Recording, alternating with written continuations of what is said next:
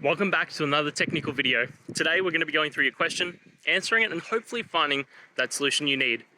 Guys, remember, stay just a little bit crazy, just like me, and hopefully you get through that resolution. So let's continue on.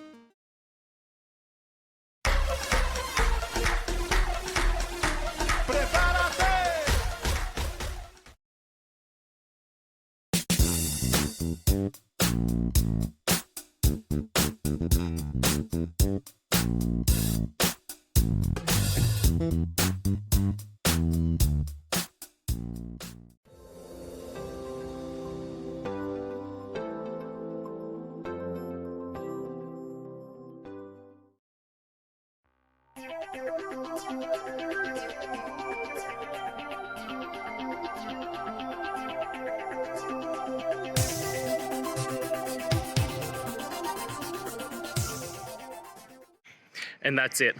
I hope that that's helped find the solution that you're looking for.